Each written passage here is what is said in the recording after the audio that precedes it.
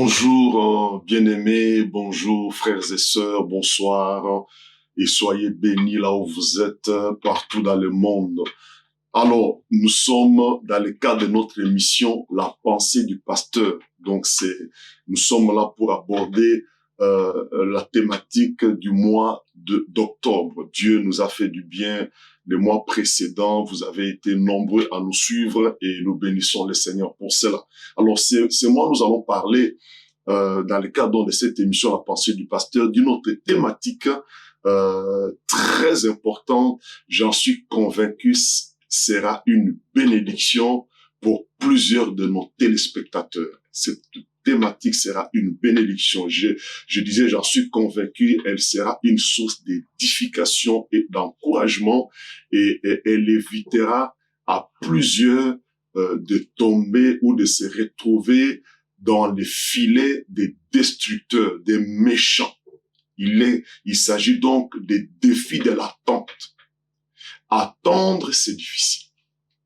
Attendre, c'est compliqué des fois. Parce que nous voulons maintenant et tout de suite. Nous sommes dans une société qui nous incite à vouloir vivre nos envies ici et maintenant. Et cela nous incite à la précipitation. Pourtant, comme nous allons le voir, Dieu travaille avec la notion du temps. Dieu fonctionne avec le temps. N'est-il pas écrit qu'il fait toutes choses bonnes à son temps? Nous voyons cela dans Ecclésiaste 3, 11. Il fait toutes choses bonnes en son temps. Même il a mis dans les cœurs la pensée de l'éternité, bien que l'homme ne puisse pas saisir l'œuvre que Dieu fait du commencement jusqu'à la fin. La version Parole de vie dit ceci, toujours Ecclésiaste 3, 11, Dieu fait arriver toutes choses au bon moment. Dieu fait arriver toutes choses au bon moment. Il a donné aussi aux humains le désir de connaître à la fois le passé et l'avenir. Pourtant, ils ne peuvent pas connaître l'ensemble de ce que Dieu a accompli. Vous voyez, Dieu fonctionne avec la notion du temps. Et lorsque nous nous adressons à Dieu pour lui demander quelque chose, la réponse, ça peut être maintenant, Dieu répond. Dieu peut te dire non, et comme il peut te dire attends. Et attendre, donc, c'est un défi. Donc, pourtant, Dieu travaille avec la notion du temps. Et nous allons voir dans les Écritures qui est la parole de Dieu, il y a plusieurs passages de la Bible qui nous encouragent à savoir attendre, à être patient. Habakkuk 2, 3, là nous trouvons vraiment la notion de patience. Il est écrit, car si une prophétie dont le temps est déjà fixé, car c'est une prophétie plutôt dont le temps est fixé, elle marche vers son terme et elle ne mentira pas. Si elle tarde, attends-la, car elle s'accomplira certainement. Nous voyons ici l'encouragement à la patience, à savoir attendre. Cantique 2, 7. C'est encore un encouragement à la patience, à savoir attendre. Je vous en conjure, filles de Jérusalem, par les gazelles et les bûches des champs, ne réveillez pas l'amour avant qu'elle le veille. C'est un encouragement à la patience. Hébreux 10, 36, nous trouvons encore là, bien-aimés, un encouragement à savoir attendre le temps de Dieu. Hébreux 10, 36, car vous avez besoin de persévérance, afin qu'après avoir accompli la volonté de Dieu, vous obteniez ce qui vous est promis.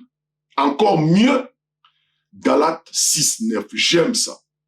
Il est écrit ici, ne nous lassons pas de faire le bien, car nous moissonnerons au temps convenable.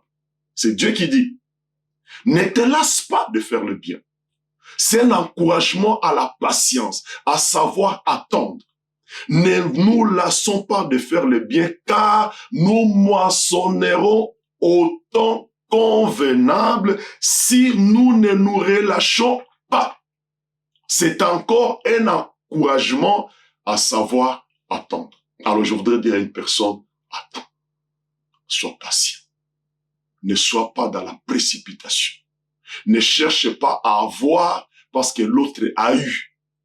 Dieu a un plan particulier pour toi. Il n'est pas question de vouloir se comparer. Parce que Dieu a un calendrier pour toi. Il a un programme particulier pour toi par rapport à ce que tu es, par rapport à ce que tu as, par rapport à la manière dont il t'a créé, par rapport au talent et au don qu'il a mis à toi. Il a un calendrier spécifique pour toi. Tu n'as pas à te comparer aux autres. Tu n'as pas à vouloir avoir ce que les autres ont, parce que Dieu sait à quel moment il te faut ça. Parce qu'il fait chaque chose bonne en son temps. Et pourtant, pour toi, le temps arrive. Et nous allons voir dans la suite de cette émission certains bienfaits de l'attente. Et aujourd'hui, je vais juste parler d'un seul bienfait de l'attente. Et les autres émissions, on abordera d'autres bienfaits de l'attente. Alors, un des bienfaits de l'attente, c'est que le fait d'attendre nous permet de profiter de chaque saison que Dieu nous donne. Vous savez, la vie est faite de saisons. La vie est faite de saisons. Et Dieu voudrait que nous puissions profiter de chaque saison qu'il nous donne. Il y a la saison de célibat, il y a la saison du mariage, il y a la saison où on a des enfants, il y a la saison où on devient mamie et papy. Et pour chaque saison, Dieu voudrait que nous puissions nous en profiter. Chaque saison de la vie. Tu es célibataire, profite de ton célibat. Ne cherche pas à brûler les étapes. Ça ne sert à rien. Profite de ici et maintenant que Dieu te donne. Réjouis-toi dans le Seigneur. Sois dans l'attente. Ne te précipite pas. Parce qu'en effet, la précipitation a des conséquences.